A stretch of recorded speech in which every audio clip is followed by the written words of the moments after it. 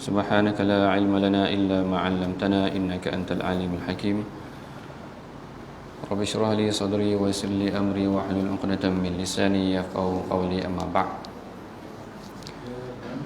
Pertamanya dan selamanya kita panjatkan rasa syukur kehadrat Allah Ta'ala kerana dengan limpah dan kurnianya Allah Ta'ala masih lagi memberikan kita ruang untuk hadir solat berjemaah dalam keadaan mungkin sebahagian tempat solat berjemaah pun masih lagi tidak dibenarkan. Kalau tak silap saya, kalau saya balik Kuala Lumpur ataupun Selangor ni, kadang-kadang sebahagian tempat memang masih lagi tidak dibenarkan solat berjemaah ni lah. Mana ada tempat yang masih lagi hanya imam, bilal dengan siapnya sahaja. Baik, insyaAllah hari ini kita akan masuk kepada satu topik yang lain juga, yang kita sebelum ni saya suka ulang, yang mana kita perbincangan kita sebelum ni banyak tertumpu kepada kitab Bidayatul Hidayah. Kitab Bidayatul Hidayah yang dikarang oleh Al-Imam Ghazali. Tetapi sejak daripada berlakunya kes pandemik yang berlaku di negara ni, iaitu COVID-19 ni, kita telah ubah silibus ataupun kita punya pengajian dengan kita merujuk kepada hadis-hadis yang berkaitan tentang wabak penyakit. Mudah-mudahan dia mempunyai sedikit pengajaran yang kita boleh ambil daripada bagaimana Rasulullah sallallahu alaihi wasallam berdepan dalam isu yang melibatkan pandemik ni tadi. Tapi hari ini kita akan selang-seli juga dengan apa yang kita belajar daripada kitab Bidayatul Hidayah, iaitu berkaitan hari ini insya-Allah kita akan masuk dari aspek konsep wara' tu tadi. Tapi saya punya nota ni masih tak boleh nak buka, jadi saya masih menumpukan kepada nota yang akan saya bawa. Cuma sebelum kita masuk berkenaan tentang kes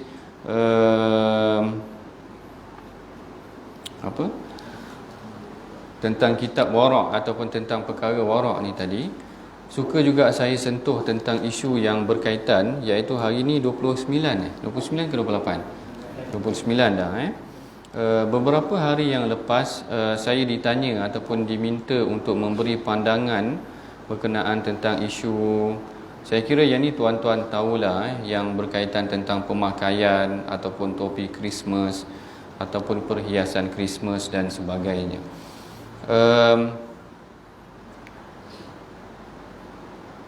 Perkara ni juga saya ada tulis sebenarnya mengenai tentang dari aspek adab ataupun perkara-perkara yang melibatkan toleransi sesama agama. Tetapi apabila melibatkan isu akidah, kita perhatikan dalam hadis Rasulullah ni dia agak sensitif dalam isu yang melibatkan akidah. Dalam isu yang melibatkan akidah, Rasulullah dilihat seakan-akan sensitif. Yang ni juga saya sentuh tentang beberapa hadis yang mana Rasulullah sensitif bila melihat isu salib sebenarnya. Yang ni nanti saya akan masuk kepada isu yang asas yang kita nak bincangkan, iaitu baginda SAW, Sayyidatina Aisyah dikatakan meletakkan perhiasan ataupun ada yang kata langsir ataupun pakaian yang mana terdapat di dalamnya gambar salib ataupun lambang salib tu tadi.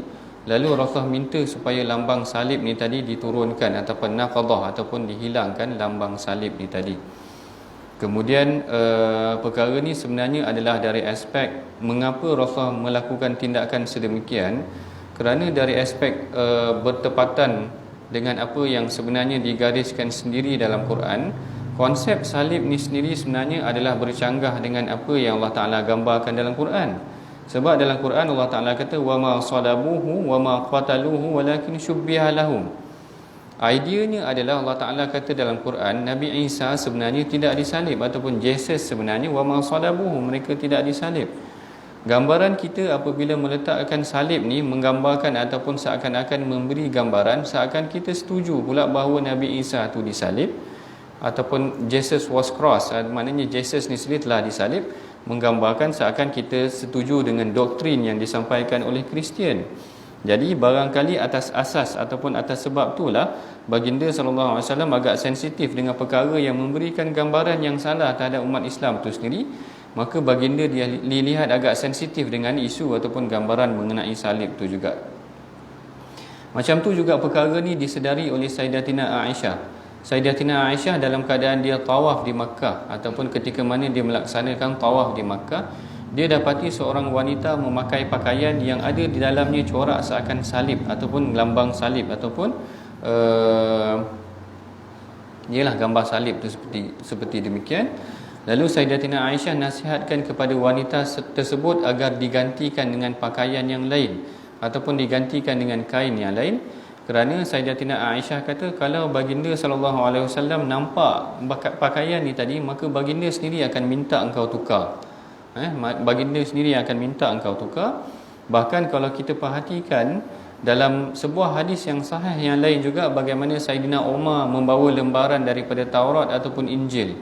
Taurat daripada Injil ni sama ada Old Testament ataupun New Testament, dia barangkali dikategorikan ataupun dia adalah sebahagian daripada Bible tu sendiri tadi.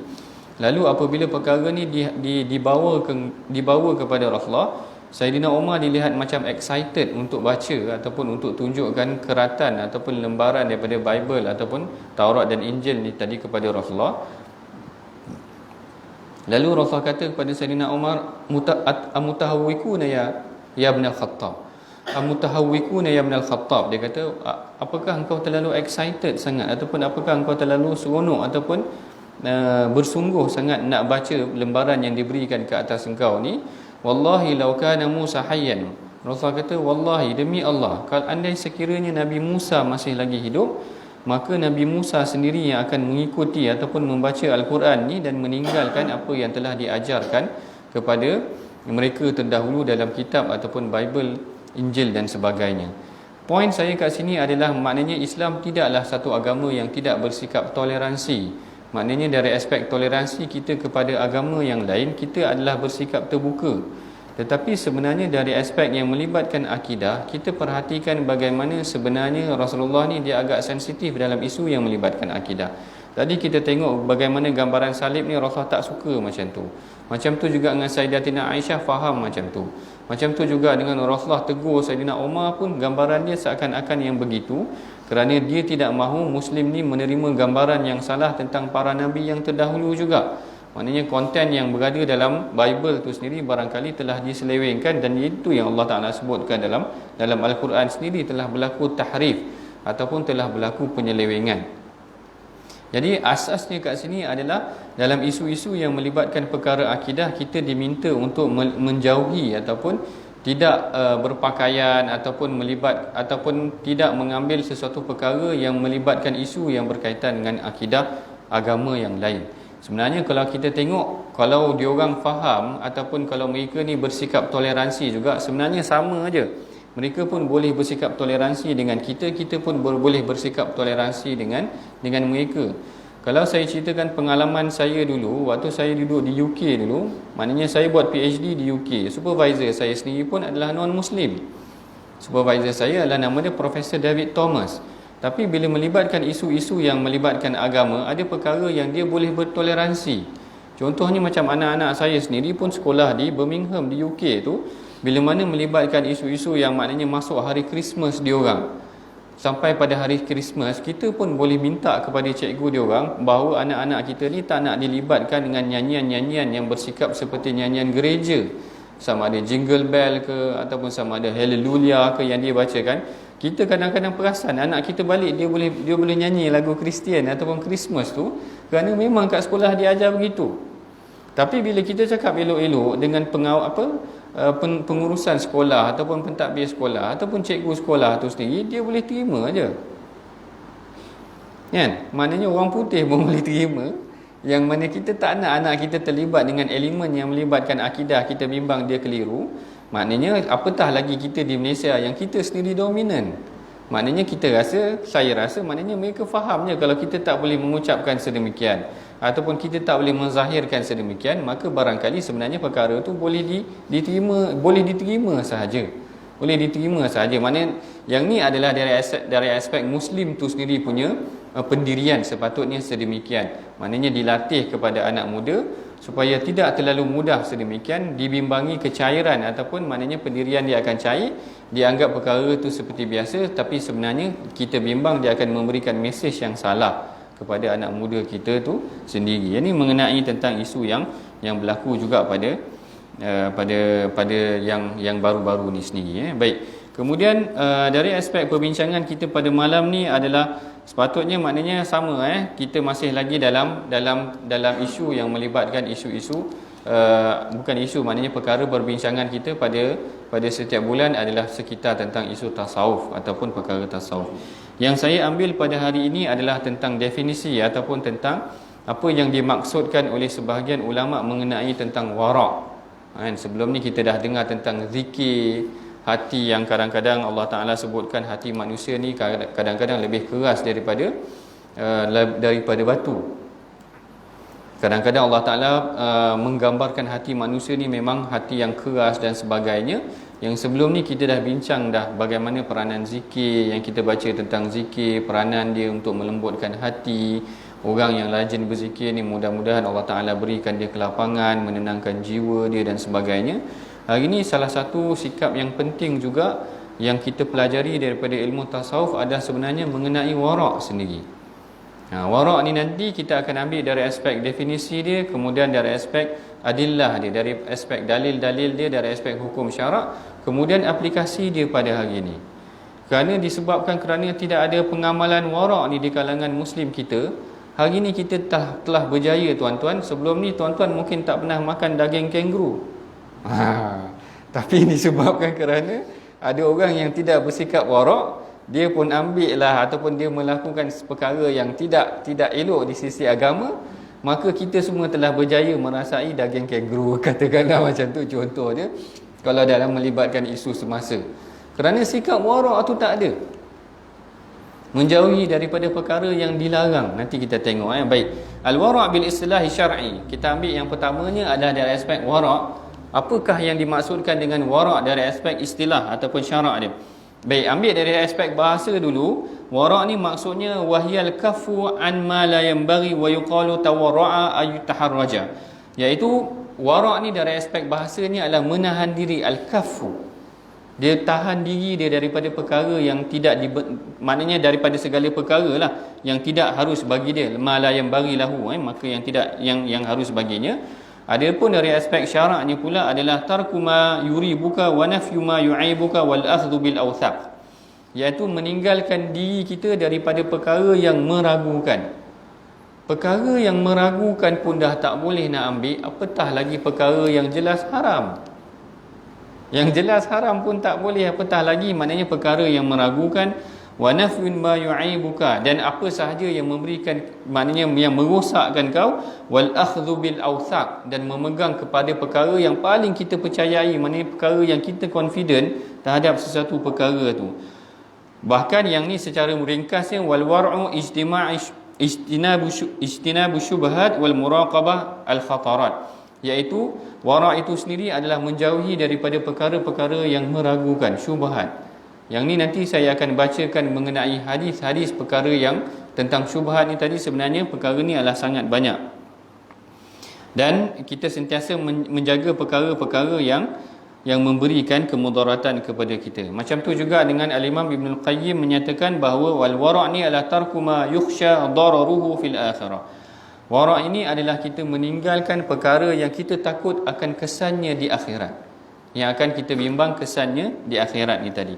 Tentang perkara yang memberikan kesan ataupun yang yuri buka, yang memberikan keraguan kepada kita, yang ni sebenarnya sebahagiannya kita telah bincangkan, ataupun dalam sebuah hadis Rasulullah pernah menyebut secara spesifik tentang perkara yang meragukan ni memang sepatutnya kita kena tinggalkan. Dan wara' ni sendiri sebenarnya adalah lafaz yang digunakan sendiri oleh Rasulullah.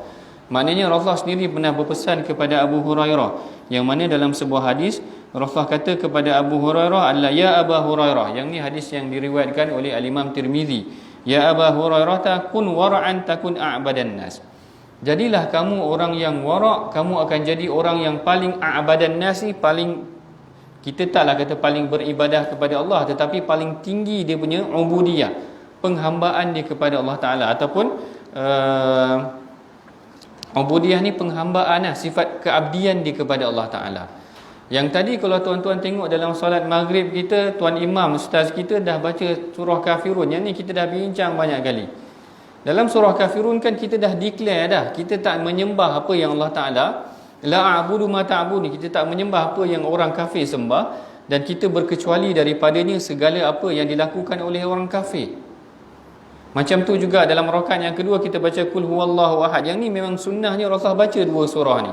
Yang kita dah bincang dah sebelum ni dalam solat sunat rakaat sebelum subuh, dalam solat sunat rakaat lepas maghrib, Qul ya ayyuhal kafirun, Qul huwallahu ahad, kerana dia ni adalah simbol ubudiyah.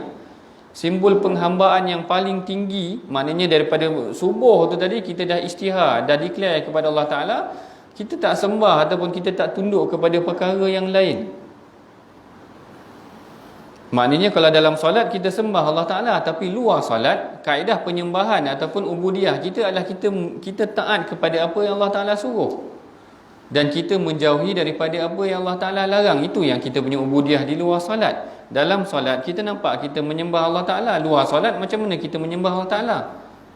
Maknanya dari aspek konsepnya, ubudiyahnya, penghambaannya adalah kita menjauhkan daripada segala perkara yang dilarang oleh Allah Ta'ala. Sebab tu Rasulullah kata pada Abu Hurairah, ya Abu Hurairah, kun wara'an, jadilah kamu orang yang wara', takun a'badan nas, engkau akan jadi orang yang paling tinggi ubudiyah dia kepada Allah Ta'ala. Apa itu wara'? Wara' adalah menjauhkan segala apa yang dilarang oleh Rasulullah ataupun yang dilarang oleh Allah Ta'ala. Maknanya definisi dia mudah. Pertama sekali dari aspek bahasanya adalah meninggalkan al-kaffu ma la yanbaghi, menjauhkan daripada apa yang perkara yang tidak sesuai buat diri dia, yang pertama. Dari aspek syarak ataupun dari aspek istilahnya adalah menjauhi perkara yang syubhat, perkara yang meragukan kita dah kena tinggalkan. Kalau perkara yang haram apatah lagi. Kemudian dari aspek istilah tu sendiri digunakan sendiri oleh Rasulullah. Ya Abu Hurairah, kun war'an, jadilah kamu orang yang wara', kamu akan jadi. Abu Hurairah ni memang orang dia wara'.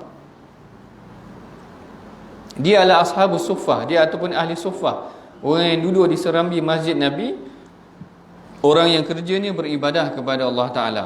Tentang perkara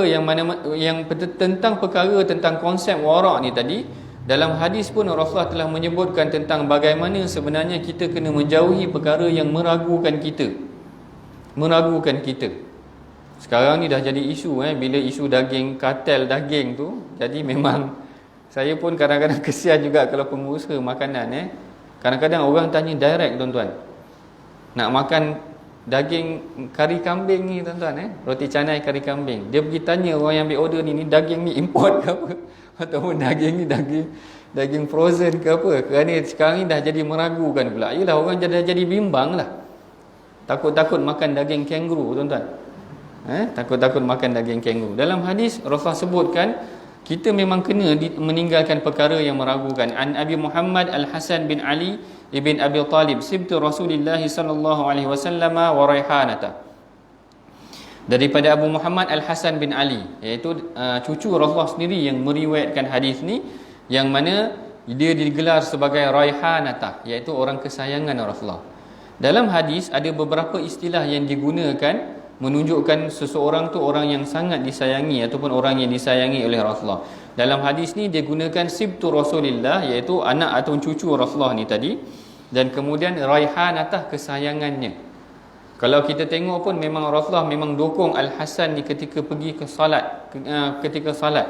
Bahkan memang dikatakan wajah Hasan ni sebenarnya memang sangat mirip dengan Rasulullah, dan dia tidak mirip dengan ayah dia Saidina Ali.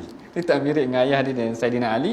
Yang ni yang disebutkan, dia kata dalam sebuah Imam Ibn Kathir meriwayatkan, dia kata inna Abu Bakar salla bihim al-asra ba'da wafatin Nabi. Sesungguhnya Abu Bakar dia pernah salat selepas daripada kewafatan Rasulullah. Thumma kharaja huwa wa Ali yamshiya fara al-Hasan. Kemudian Abu Bakar dan Saidina Ali keluar bersama, berjalan setelah daripada salat, dan mereka bertembung dengan Al-Hasan yal'ab ma'al ghilman. Waktu tu Hasan tengah main dengan kanak-kanak.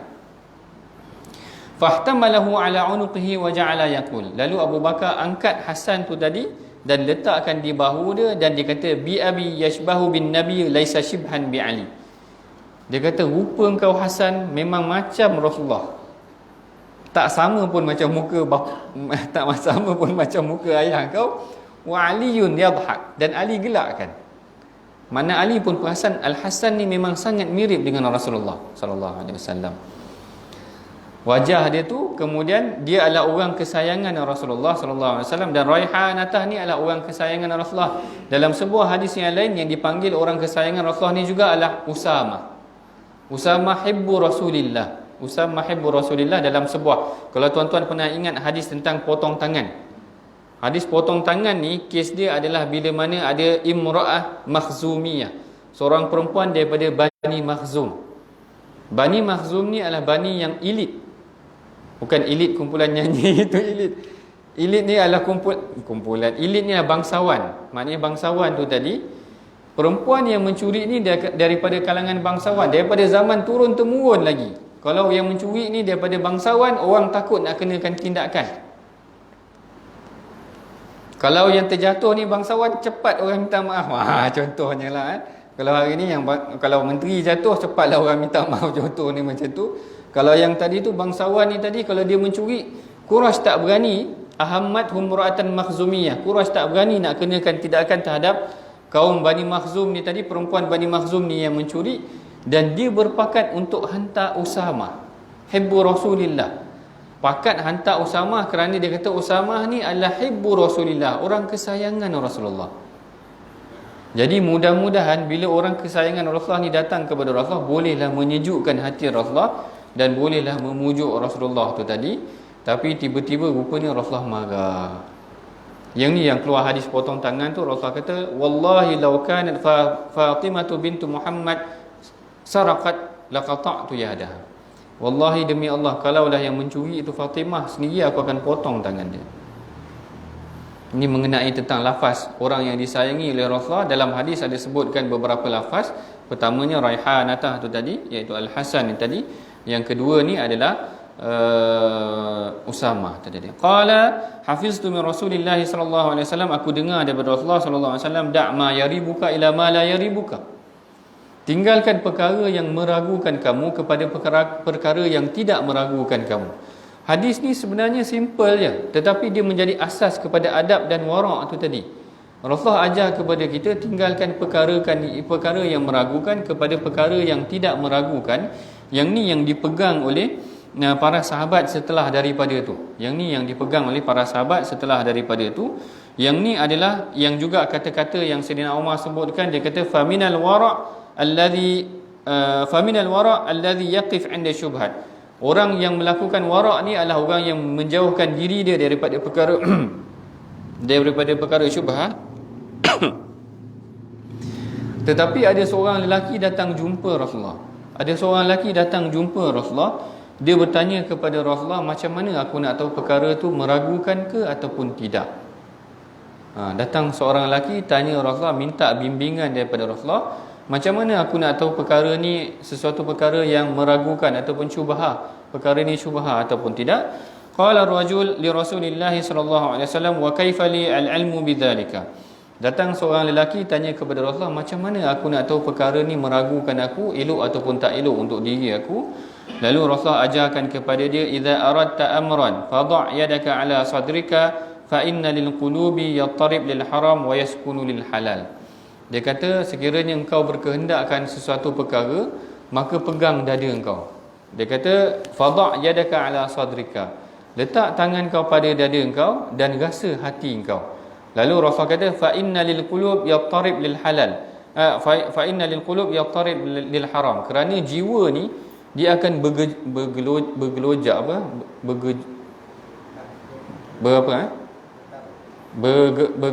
Bergejolak apa? Saya pun tak betul kat bahasa Melayu kita. Maknanya jiwa kita ni akan tak tenteram. Susah nak sebut. Jiwa kita ni tidak akan tenteram. Yattarib ni maknanya yang huru-hara. Yattarib lil haram, dia akan rasa tak sedap tentang perkara yang haram. Wa yaskunu lil halal, dan jiwa kita akan tenang dengan perkara yang halal. Tak percaya tuan-tuan tengok bila tuan-tuan nak langgar lampu merah. Dia punya jiwa tu berdebar macam tu. Ataupun nak mencuri. Bila nak lakukan kesalahan ni, jiwa rasa berdebar, betul tak? Ramai yang angguk. Ada yang angguk. Kita tahu dah perkara tu tak elok. Katakan nak terima rasuah kan, kadang-kadang bukan senang juga. Jiwa rasa tak sedap. Kadang-kadang perkara ni Rasulullah dah sebut dah, bila hati tak tenang tu, perkara tu barangkali ada yang tak kena juga. Ada perkara yang tak kena yang menyebabkan kita rasa tak seronok. Sama juga yang macam Rasulullah kata, orang yang melakukan kesalahan ni dia akan buat perkara tu suruk-suruk. Dalam sebuah hadis yang lain, hadis lepas ni ke, yang Rasulullah katakan, Al-ithmu ma haka fi nafsika. Dosa ni adalah perkara yang jiwa kau rasa tak sedap dengan dia. Wa karihta an yattali' alaihi nas. Rasul kata al-ithmu, dosa ni adalah ma haka fi nafsika. Apa yang jiwa kau ni rasa tak sedap nak lakukan. Wa karihta an yattali'a alaihi nas. Dan kau tak suka orang nampak.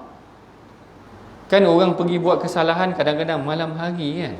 Orang yang berjumpa dengan perempuan malam hari, orang yang macam-macam lah kesalahan-kesalahan yang tak elok dilakukan, disorokkan. Wa karihta an yattali'a alaihi nas, dan kau tak suka orang nampak. Maknanya perkara tu tak elok. Perkara maknanya hati kita sendiri boleh rasa. Yang ni saya selalu ingat dah pada tuan-tuan. Sebenarnya yang tahu benda baik tak baik ni, Allah Ta'ala dah jadikan hati kita ni fitrah dah. Hati kita ni ada fitrah dia.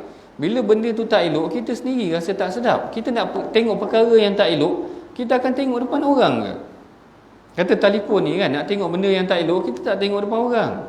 Kita akan masuk menyorok kat bilik ke, barulah kita tengok perkara yang tak elok. Wa karihta an yattali'a alaihi nas, kau takut orang nampak. Maknanya perkara tak elok. Sama juga dengan perkara yang orang nak ambil suap rasuah tu, dia nak buat depan-depan, tak buat depan-depan. Maknanya dia bawa masuk bilik, ataupun dia bagi, nak tunjuk contoh pun tak elok, ataupun nak bagi buku, turut dalam buku, katakan macam tu, nak bagi orang nampak, tak nak bagi orang nampak. Kerana perkara tak elok. Allah Ta'ala tahu dah hati kita sendiri rasa tak tenteram. Kadang-kadang orang kata benda ni, benda yang tak elok ni panas, dia tak kekal lama pun. Tapi yang kita bimbang adalah bila benda tu dah masuk dalam jiwa. Sebab tu Allah Ta'ala, sebab tu Rasul sebut yang bal rana ala qulubihim ma kanu yaksibun, sehingga hati mereka menjadi keras. Yang kita dah bincang sebelum ni tentang jiwa dah jadi keras kerana dah biasa dah. Dalam sebuah hadis yang diriwayatkan oleh Tirmizi, Al-Imam Tirmizi, atau Rasul kata idza aznaba dzamban, seorang lelaki bila dia melakukan dosa, nukitat lahu nuktatan sauda. Rasul gambarkan tu secara visual. Orang yang melakukan kesalahan ataupun dosa ni, Allah Ta'ala akan titikkan dia satu bintik hitam. Maknanya secara visualnya kita boleh terbayang dah, kalau ada papan hitam titik sikit, sehingga gelap hati dia. Yang ni yang kita bimbangi. Tapi maknanya orang yang dalam masjid ni, saya tak kira macam tu. Maknanya datang masjid ni adalah satu kekuatan dah untuk datang masjid. Tapi maknanya bila kita rasa tak sedap untuk melakukan sesuatu, maka Rasul kata tinggalkanlah. Maknanya kalau kita bimbang perkara tu tak elok untuk diri kita, kita tinggalkanlah. Fa innal qulub yattarib lil halal. Fa innal qulub yattarib lil haram tu tadi. Kerana sesungguhnya hati akan bergetar apabila melakukan perkara yang haram tu tadi, dan dia tenang kepada perkara yang halal. Macam tu juga kalau kita tengok seorang tabi'i, seorang tabi'i nama dia Muhammad ibn Sirin. Ini contoh dia sebenarnya di kalangan sahabat sangat banyak. Sikap warak dia tu adalah sangat berhati-hati. Sikap warak sangat berhati-hati. Sikap warak yang pertama yang kita boleh tengok daripada Rasulullah sendiri. Rasulullah pernah jolokkan tekak Al-Hasan, yang kita kata tadi orang yang paling disayangi oleh Rasulullah, ataupun Raihanatah, orang yang sangat disayangi oleh Rasulullah tu tadi. Al-Hasan ambil barang sedekah aja. Maknanya sebenarnya keluarga Nabi, tengok saya pun tak ambil dia punya itu tadi ya. Yang mana Al-Hasan ni Rasulullah jolokkan tekak dia kerana tak nak diambil daripada harta sedekah, kerana keluarga Nabi ni tak makan daripada makanan harta sedekah ni tadi ni Wa kadzalika kana Nabi sallallahu alaihi wasallam yatawarra' 'anit tamrah yajidha fi baiti.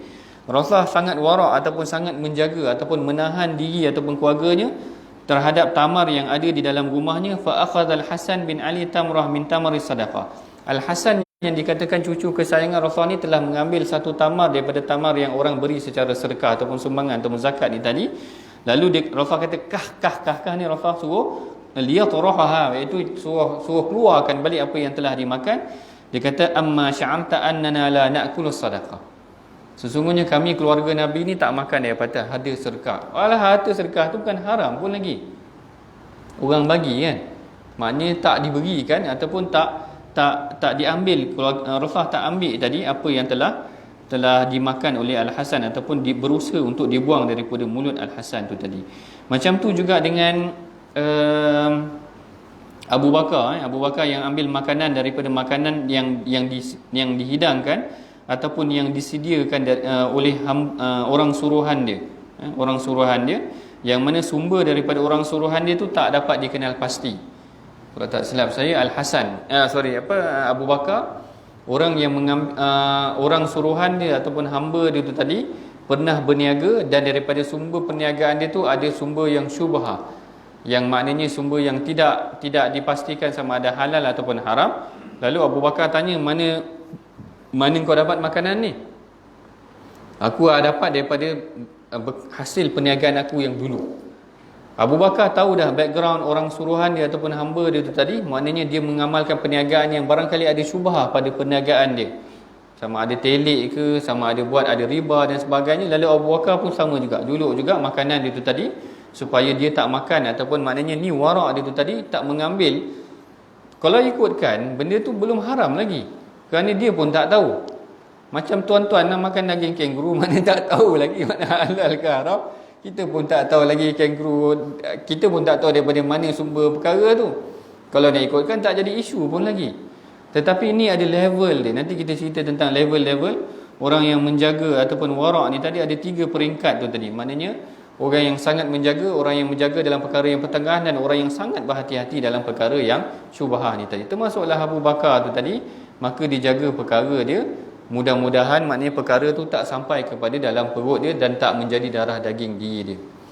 Macam tu juga dengan kisah ayah kepada Al-Imam Bukhari.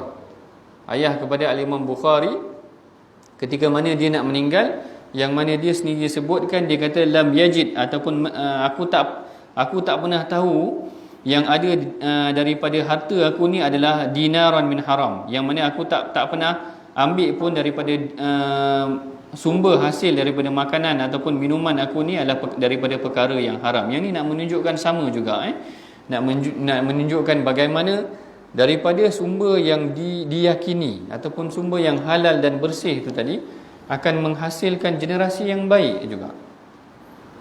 Yang kita bimbangi adalah hasil daripada perkara yang tidak baik ni, dia memberikan kesan kepada perkara sampingan. Bahkan kalau kita tengok dalam ayat Quran sendiri, Allah Ta'ala sebutkan dalam Al-Quran, ataupun Allah Ta'ala kata dalam Quran, ya ayyuhalladzina amanu kulu min tayyibati ma razaqnakum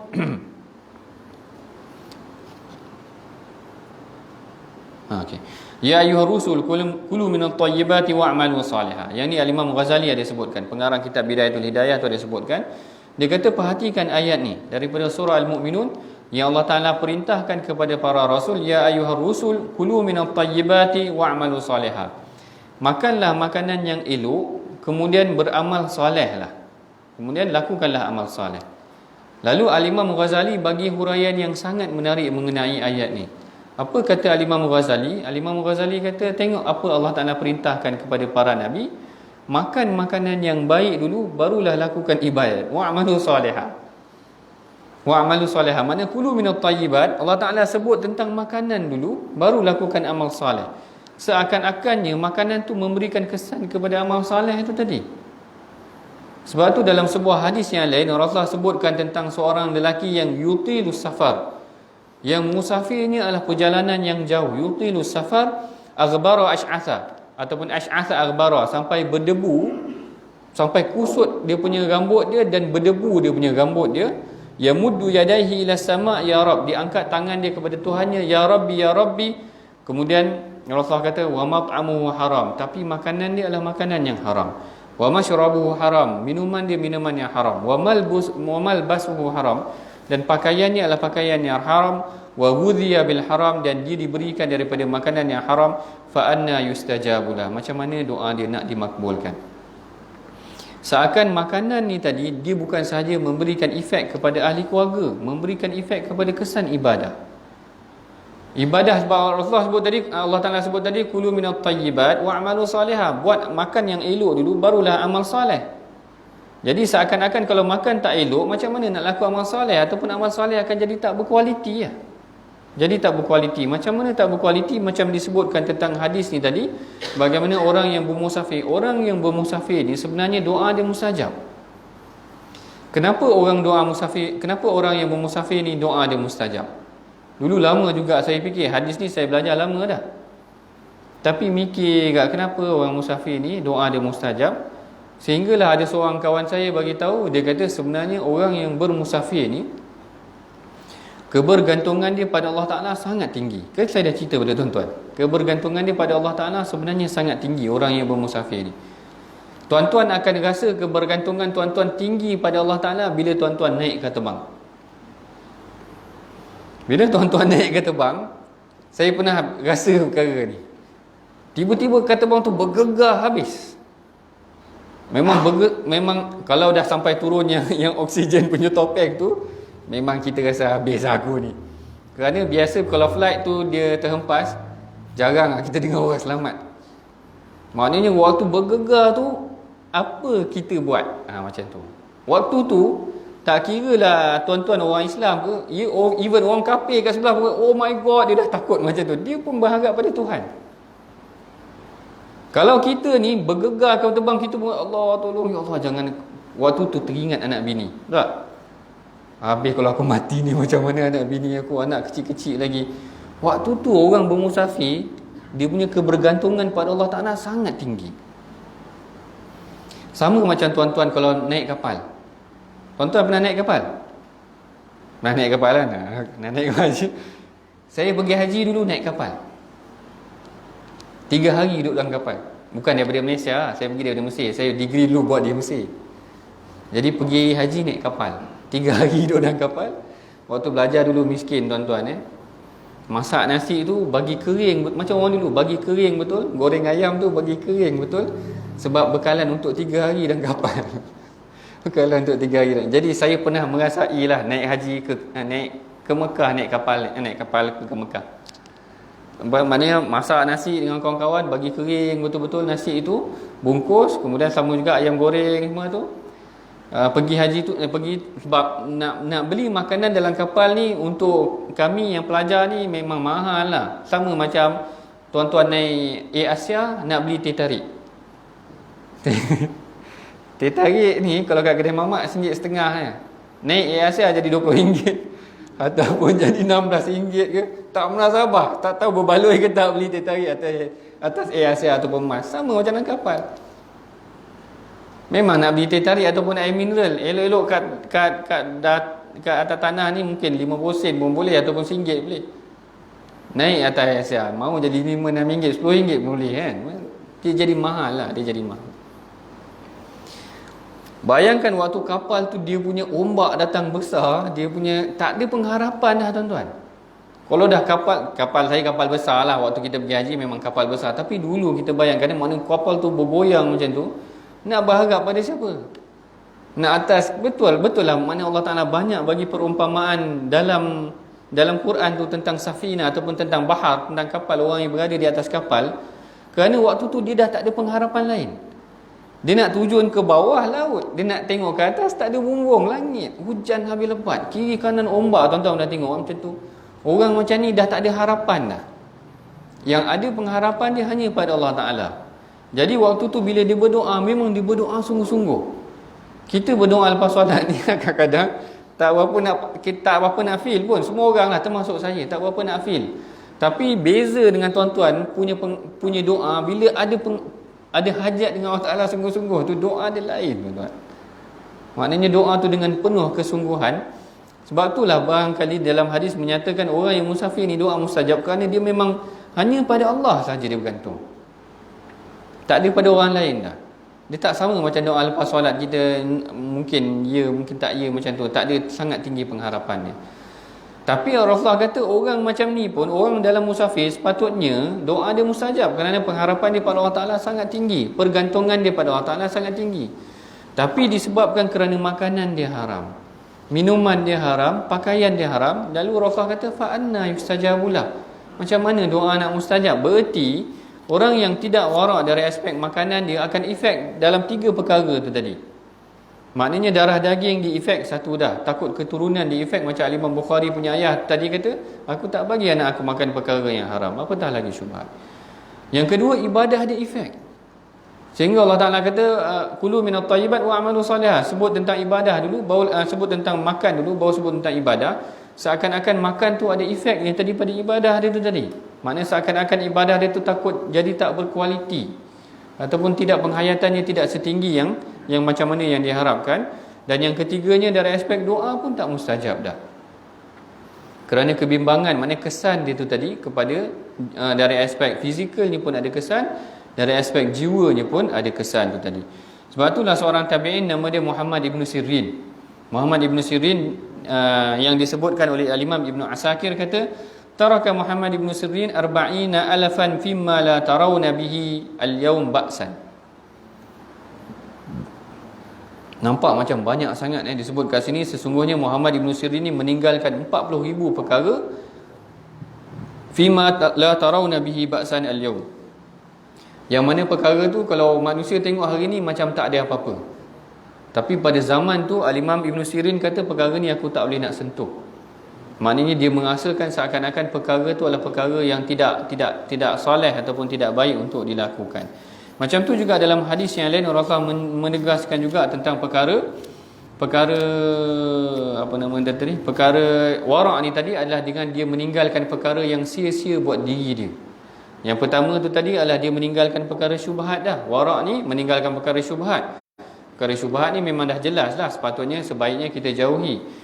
Tapi yang kedua juga, yang lebih penting juga ataupun tinggi lagi peringkatnya, adalah mereka yang meninggalkan perkara yang sia-sia, yang tidak memberikan faedah kepadanya, dia tinggalkan. Yang ini dalam sebuah hadis yang diriwayatkan oleh Al-Imam yang diriwayatkan oleh Abu Hurairah, yang mana dia kata qala Rasulullah sallallahu alaihi wasallam min ini hadis ni tuan-tuan biasa dengar. Min husnil islamil mar'i tarkuhu ma la ya'ni. Antara kebaikan seseorang muslim tu ataupun kesempurnaan kebaikan seorang muslim tu adalah dia meninggalkan perkara yang tidak berfaedah buat diri dia. Yang ni Al-Imam Ibn Rajab dia menukilkan kata-kata Al-Imam Syafi'i. Macam mana seseorang tu nak meningkatkan kualiti diri dia, adalah Al-Imam Syafi'i meletakkan 3 perkara. Dia kata salah satu tazidu fil aqal. Ada 3 perkara yang menampakkan ketinggian akal seseorang, ataupun inilah ketinggian akal, kecerdikan dia, ataupun nampak dia ni boleh berfikir sikit lah, agaknya macam tu. Yang pertamanya adalah mujalasatul ulama, iaitu dia biasa ataupun dia sering duduk dengan orang alim. Sama ada orang alim yang dalam bidang agama, ataupun pada saya mungkin juga orang alim dalam agama, dalam perkara yang lain. Kalau dia banyak duduk dengan profesor fizik, mungkin dia terror dalam bidang fizik juga. Maknanya ada kesan juga pada orang yang duduk dengan orang alim ni terhadap diri dia. Yang keduanya adalah disebutkan kat sini adalah mujalasatus salihin. Macam tu juga duduk dengan orang yang soleh. Duduk orang yang soleh ni sama juga macam yang saya sebutkan pada tuan-tuan, akan mengingatkan kita kepada perkara yang baik. Kalau kawan-kawan kita semua buat perkara yang tak elok, maka dia akan mengingatkan kita perkara yang tak elok. Ada kawan-kawan kita ni memang orang yang baik, orang yang soleh. Bila kita tengok dia, kita baru ingat, aku tak solat lagi ya. Kerana dia memang kaki solat, katakan macam tu. Jadi ada yang memang idza ru'ya, dalam sebuah hadis yang tak berapa sahih, hadis dhaif. Idza ru'ya, yang dikatakan wali ataupun orang yang soleh ni adalah apabila dia terlihat seseorang tu zikirullah, dia akan mengingatkan dirinya kepada Allah Taala. Maknanya duduk dengan orang soleh ni pun penting juga sebenarnya. Duduk dalam masjid, duduk dengan orang yang baik, masya-Allah, insya-Allah Allah Taala akan pelihara kita. Duduk dengan orang yang tak baik ni dibimbangi akan turun mengajak dia kepada duduk dengan mak rempit ke, kalau orang muda akan membawa pula dia kepada perkara yang tak elok. Kemudian Imam Syafi'i kata wa tarkul kalam fi ma la yani, dan dia meninggalkan kata-kata kosong, bualan-bualan yang kosong yang tidak memberikan faedah kepada dia. Kemudian macam tu juga yang kata-kata Hasan Al-Basri ni saya pernah sebut kepada tuan-tuan. Yang ni memang menarik kata-kata Hasan Al-Basri yang saya selalu ingatkan kepada anak muda ataupun pelajar saya. Yang mana Hasan Al-Basri pernah menyebutkan, dia kata alamatun i'radullahu 'alal ibad ay yaj'aluhu syughlahu fi ma la ya'ni. Salah satu tanda Allah Taala telah berpaling daripada seorang hamba adalah dia disibukkan dengan perkara yang tidak memberikan faedah kepada dia. Salah satu tanda Allah Taala berpaling daripada kita adalah kita sibuk dengan perkara yang sia-sia. Ni Hasan Al-Basri ni kata-kata dia agak tinggi juga. Saya suka cakap ni kat orang muda, maknanya dia banyak main game sangat. Katakan contoh, saya tak tahu orang dewasa ni atau orang yang senior ni apa yang sia-sia buat diri ni, saya pun tak berapa nak tahu lah. Mungkin lepak kedai kopi ke apa ke. ataupun banyak baca WhatsApp, tengok Facebook apa ke, saya tak pasti nak bagi contoh, tapi orang muda senang. Terlalu banyak sangat buang masa pada main game, kita bimbang. Betul lah kata-kata Hasan al-Basri, seakan-akan Allah Ta'ala berpaling pada dia dah, kerana dia sibuk dengan perkara yang tidak ada manfaat untuk diri dia. Kalau ada manfaat untuk diri dia, dia akan kembali akan kembali kepada Allah Ta'ala. Kita azan dulu Lepas ni saya tutup lepas azan.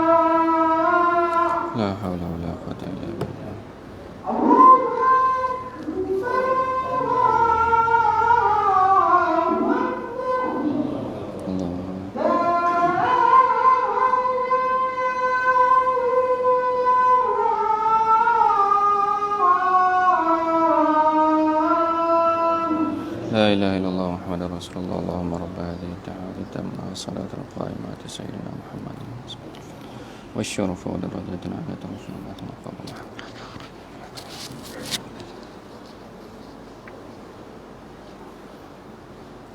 Baik, saya tutup sikit lagi dengan peringkat-peringkat wara' ni tadi. Qassama ba'dul ulama al-wara' ila thalatha maratib, iaitu para ulama membahagikan wara' ni kepada 3 peringkat. Peringkat yang pertama rupanya ada wara' yang wajib juga. Wara' yang wajib ni wahwa al-ihtijam 'anil muharramat wa hadha lin-nasi kafatan, iaitu wara' yang paling asas, yang paling wajib adalah kita kena menjauhkan perkara-perkara yang haram buat diri kita. Yang ni semua orang kena, betul lah. Memang satu perkara yang wajib adalah kita meninggalkan segala perkara yang diharamkan. Kemudian yang keduanya adalah peringkat yang keduanya adalah al-wuquf 'anis syubhat wa yaf'aluhu 'adadun aqall minan nas, iaitu kita stop ataupun berhenti daripada perkara-perkara yang syubhat. Yang ni kita bincangkan dah tadi, iaitu kita menjauhkan daripada perkara-perkara syubhat yang macam mana Rasulullah buat, yang macam mana Abu Bakar buat tu tadi, kemudian Muhammad ibn Sirin, kemudian ayah kepada Imam Bukhari dan sebagainya. Yang ni adalah contoh-contoh bagaimana mereka menjauhkan diri mereka daripada segala perkara yang syubhat, yang menggambarkan ketinggian sikap wara' mereka terhadap dalam agama. Dan yang ketiga yang paling tinggi sekali adalah al-kaffu an kathirin minal mubahat, iaitu menghentikan dirinya daripada perkara-perkara yang sekalipun mubah, sekalipun harus. Maknanya sebenarnya banyak perkara yang harus, macam makan kan. Makan adalah perkara yang harus. Tetapi orang yang waraknya barangkali tinggi itu tadi, maka dia meninggalkan walaupun dalam perkara yang harus. Ataupun mungkin juga ada hiburan yang harus. Orang-orang yang warak ni tidak mengambil perkara-perkara yang sedemikian.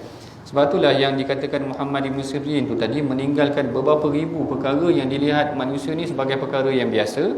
Tetapi pada zaman tabi'in dulu melihat perkara ni sebagai perkara yang tidak boleh dikompromikan. Maknanya tidak boleh ditolak ansur, sehingga mereka meninggalkan perkara-perkara yang walaupun sekalipun perkara tersebut harus. Yang ni adalah level yang paling tinggi. Jadi saya kira cukup setakat ni untuk malam ni dulu.